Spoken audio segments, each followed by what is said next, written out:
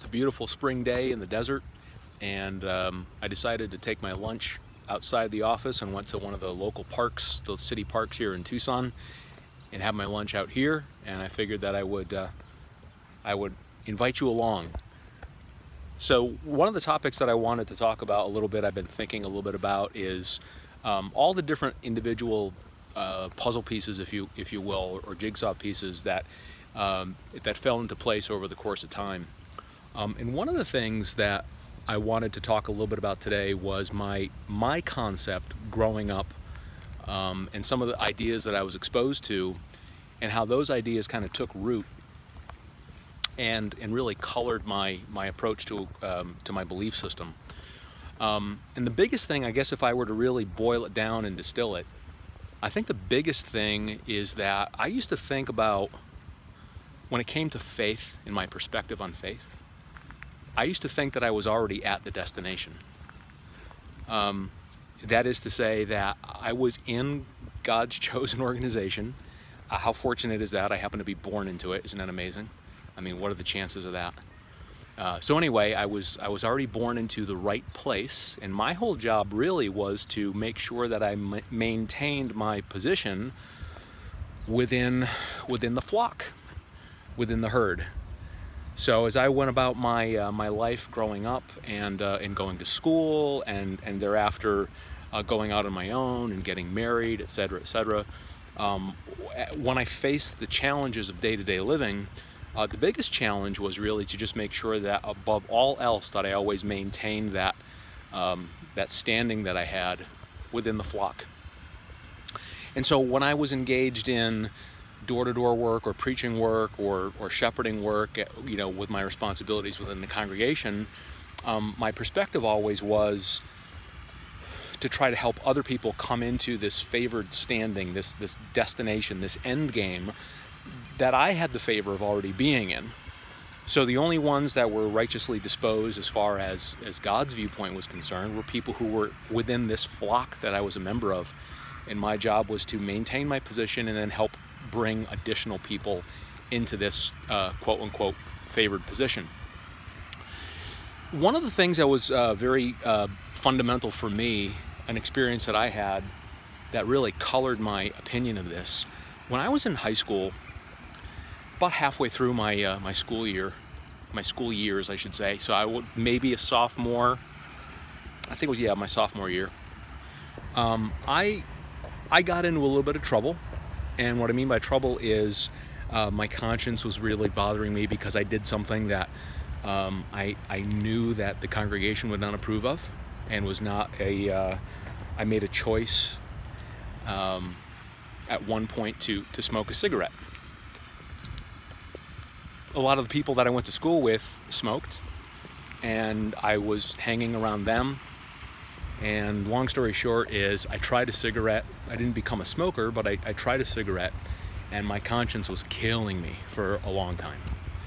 And it was worse when you would go to the assemblies or conventions, and you would be, you know, the guilt would come on hard and heavy as far as, you know, if you are a sinner and you have an unrepented or an undisclosed sin, that you were a threat to the wholesomeness and the you know, God's ability to bless your congregation with Holy Spirit because you did something bad. So anyway, long story short is, I confessed. I was moved by a guilty conscience to confess. I happened to decide to confess to my father, who was the presiding overseer of the congregation, and of course he presented the confession to the body of elders, and a judicial committee was enjoined as a result. At any rate, I was at this judicial committee, and of course they wanted to know the details of the situation and what I thought led to it. So I told them. And of course it was also an opportunity, well, what else did you do? Is there anything else that you haven't told us about that we should also take into consideration? You know, since you're in such a frame of mind that you're willing to confess, is there anything else that you should be confessing as well? Which there wasn't. So they conferred for a little bit and came back out with a decision that I was going to be publicly reproved, and a variety of privileges that I had at the time as a 15 or 16-year-old were going to be removed from me. So for an example, I wasn't going to be able to read paragraphs of the book study. I wasn't going to be able to carry microphones, the honor of all honors when you're a teenage witness, and a variety of other things. I couldn't say a prayer on behalf of any group. So those restrictions were in place for a little while. At any rate, at the end of the judicial hearing, my father presented to me in front of the other elders, and as a side note, I think it's kind of strange that that my father, as a presiding overseer, was assigned to this committee. I don't know if he assigned himself or if the other brothers felt that it would be appropriate for him to be on this committee of his son. But in any event, my father was part of that committee. Now, I know in the big scheme of things, my specific sin was really small potatoes. But to me, it was as if I did something that was, you know, as evil could be, that I admitted that I had tried a cigarette. And in defense of my classmates, they weren't trying to get me to do it. It's not like my classmates were coming to school to see, how can we corrupt Curtis? Curtis is, you know, is a little bit different than we are for a variety of reasons, having to do with being a witness. So how can we corrupt him? How can we corrupt his faith? That was not at all among the thinking of my peers. I happened to be hanging out with them at school, at a school environment, and when we would go on break, they would be smoking. And for no particular reason, I asked them if I could bum a cigarette off of them, because I wanted to try it. So I tried it, I experimented with it, and now I found myself at this judicial committee. So at any rate, my father decides that he's going to tell me this little morality play, which here I am 30 years downstream from that experience, 30 plus years downstream from that experience. I can still recall it as if it happened yesterday. So my father tells me this little story. He says, as ridiculous as it may seem, imagine that you had a pet ant, and you took care of this ant, you cared for the ant. So you gave it water, and you gave it a little sugar cube, and you would walk it. You actually had a little leash for this ant, and you would walk it around the neighborhood, and it loved you. And when you were in private, where it was just the two of you, that little ant would walk along the ground on its leash, and it would hold its head up high with pride. And you were happy to have this ant. The ant was happy to be your pet ant. And then every once in a while, as you went along on this walk, you would encounter other ants or groups of ants. And when the ant was among other ants, when you would look down, it wasn't holding its head up with pride anymore, but rather it was kind of slouched down and trying to blend in with the other ants. And really, it became kind of hard for you to decipher which one of these hundreds or thousands of ants on the ground was actually your pet ant.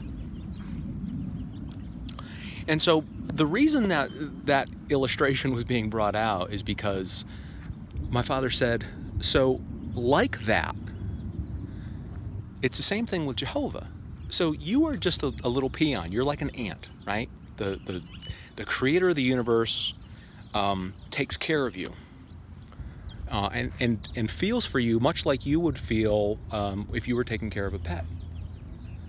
And so when it's just you and God, you hold your head up high with pride that I am one of Jehovah's people. But yet when you're among other ants, as it were, other lowly humans, you're trying to blend in, and you're trying to be like them, which is a pitiable place to be in, apparently.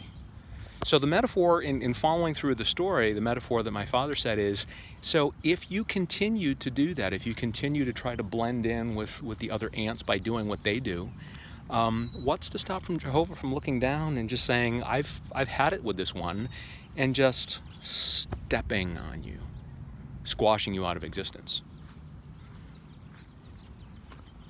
And at the time, where my psyche was when I was 15 or 16 years old, my critical thinking was not developed at all.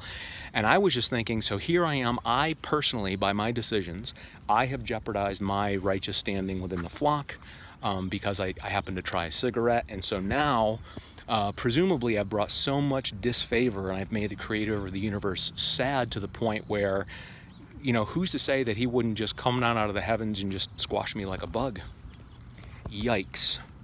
So that was a big turning point for me because, you know, it was a close call, as it were, and so I took my lumps. I think it was like maybe 8 or 9 months that my privileges were removed, and I felt totally unworthy. And so I still had to go to all the meetings and go in service, but there were a couple times when, because it was private reproof, it wasn't public reproof, so there were a couple times where at the book study, somebody asked me to say a prayer or to read, and I had to decline, and it was really awkward because I had to say, no, I'm sorry, I can't do that, and it became abundantly obvious that, okay, Curtis must be under some type of corrective measure of some sort. But anyway, so here it is, you know, many, many years later, and I just think to myself that that was in my own development spiritually, that was kind of a big thing where the elders, my shepherds, as it were telling me that you know, our relationship to God is much like that of an ant, and if you don't straighten up and fly right, you know, God at any point can step out of the heavens and just do away with you because you're a waste of his energy and time. And I have to say that I don't think that the way that story was presented to me, I had the feeling that my father had used this time and time again as an elder when he was talking to other people on judicial committees. It just kind of had that practiced tone to it. I think it was a very well-developed story that he had relied on for many years. But again, as it relates to where I am now, when I look back, my reason for sharing that is because part of my own development in the years since I've left being a witness, whereas previously I was of the opinion that I was already at a destination, I was already a witness, and so therefore I would be trying to maintain my own position and to try to help other people get to the same favored status of being within God's organization. And now where I come and where I kind of see my position is I am not at a destination. And I'm going to be the first one to admit I have not arrived at any type of spiritual destination or philosophical destination. I am on a path. And so as I'm going along this path, I've decided that, you know, I'm going to talk to the other people that are on a similar path and engage them and find out what they believe and why do they believe it. And I don't necessarily have to choose any belief system wholesale. I can choose and I can pick and choose what makes sense.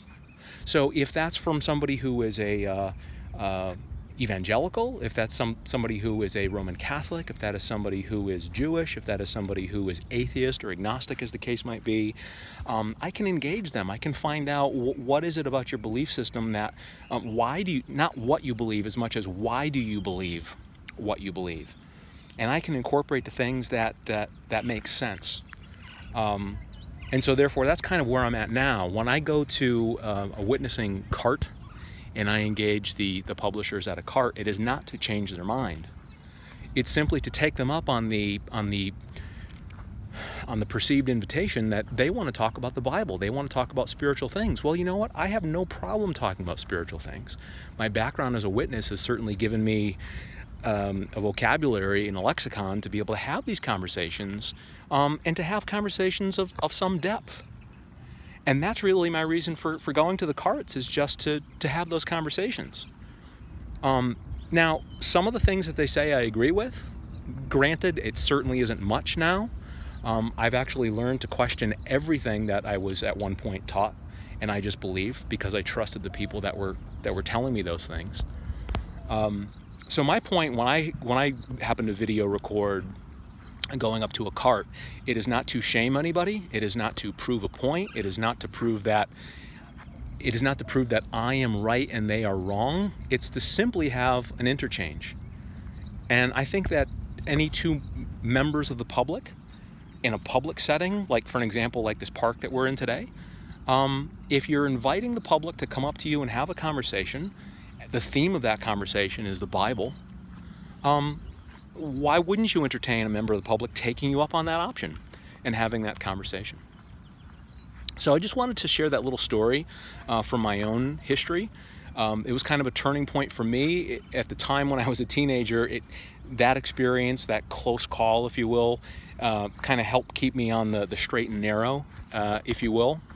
But I think the motivation was wrong, because my motivation was I wanted the people in the congregation, most notably my parents and my family, as well as the other members of the congregation, to look upon me as being a good associate and a favorable person. I was trying to please people, as opposed to doing things for the right reason.